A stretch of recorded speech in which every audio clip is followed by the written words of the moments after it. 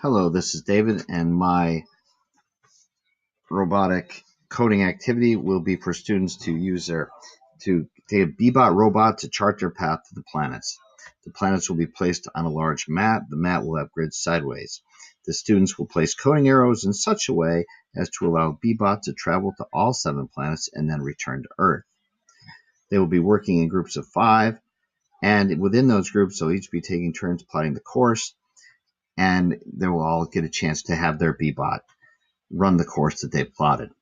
The group dynamic will be there for them to discuss, compare, correct, and choose the best coding way to be used to navigate their trip successfully.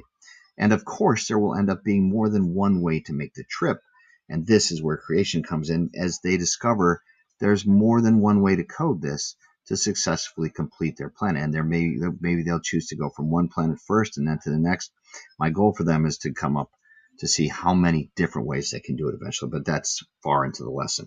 Now, also, one of the reasons I'm doing this, one of my rationales, there are other learning objectives achieved while teaching this. There's sequencing, which is very important both ELA and math standards in kindergarten, as perhaps one of the foundations for all learning at that age.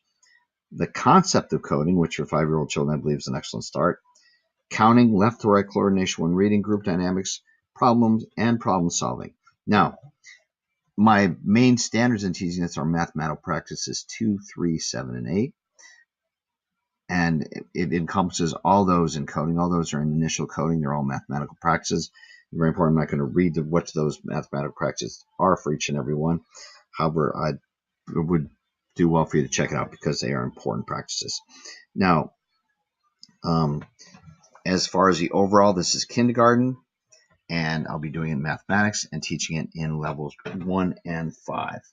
I will assess this on rubrics. Number 1 will be on whether they are able to get their bot to successfully take the trip, to go from Earth to another planet. A second rubric will be on if they're able to go to all 7 planets. If they're able to go to all 7, they're doing better. If they're able to get all the way back, they will be considered proficient. I will also use a rubric on group activity and collaboration, and a final rubric on presentation.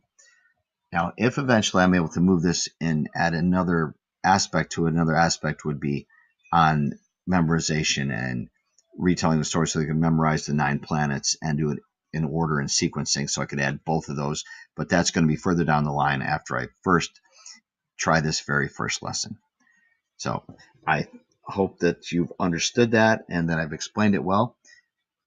And I will include some writing so that you can follow along more clearly anything that I've failed to explain. Thank you very much. And cut.